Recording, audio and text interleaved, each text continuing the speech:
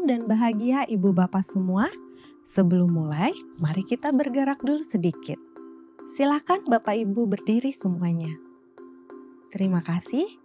Sekarang, silangkan tangan ibu bapak seperti saya, senyaman mungkin.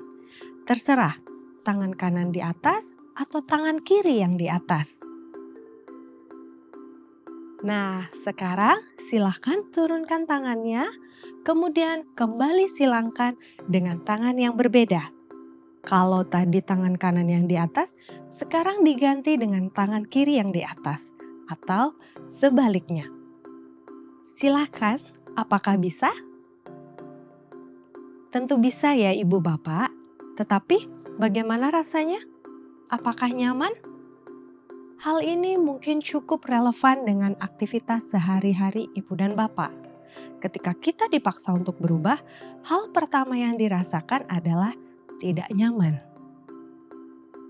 Sekarang saya bertanya, adakah bapak ibu yang pernah atau masih bekerja dengan mesin tik? Membaca informasi di media cetak? Atau berkomunikasi menggunakan jasa wartel? Namun, zaman sekarang sudah berkembang. Sudah ada teknologi yang membuat hal tersebut menjadi lebih praktis dan efektif, seperti laptop dan handphone untuk berkomunikasi, untuk bekerja dan mencari informasi. Ternyata, tidak ada di kehidupan ini sesuatu yang sifatnya statis ya ibu bapak. Semuanya bertumbuh dan berkembang. Dalam konteks pendidikan, kita bisa merujuk pada kata-kata bijak Ki Hajar Dewantara. Hendaknya selalu diingat bahwa segala kepentingan anak-anak didik, baik mengenai hidup diri pribadinya maupun hidup kemasyarakatannya, jangan sampai meninggalkan segala kepentingan yang berhubungan dengan kodrat keadaan, baik pada alam maupun pada zaman. Jadi, sekarang kita sepakat ya, bahwa perubahan di dunia pendidikan tidak bisa dihindari. Benar kan? Sepakat? Nah, sekarang berarti kita tinggal belajar bagaimana melakukan adaptasi terhadap setiap perubahan di komunitas. Salah satu prinsip yang bisa digunakan untuk beradaptasi terhadap setiap perubahan adalah prinsip 3A, yaitu aware, accept, dan adapt. Hal pertama adalah aware. Kita harus sadar terhadap apa saja perubahan yang terjadi. Misalnya, dulu pembelajaran pada waktu pandemi COVID-19. Kita semua tidak boleh mengajar tatap muka. Semuanya serba online. Kita sadar bahwa kita harus melakukan perubahan dalam pembelajaran. Setelah itu, yang kedua adalah accept. Kita harus menerima perubahan karena kalau kita tidak menerima perubahan, maka anak-anak tidak akan mendapatkan pembelajaran. Dan yang ketiga adalah adapt.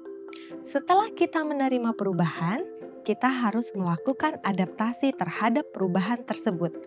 Jadi, setelah kita sadar bahwa sekolah tidak bisa belajar tatap muka dan harus melakukan pembelajaran jarak jauh, kemudian kita menerimanya, setelah itu kita harus beradaptasi dengan cara belajar apa saja yang dibutuhkan ketika pembelajaran jarak jauh.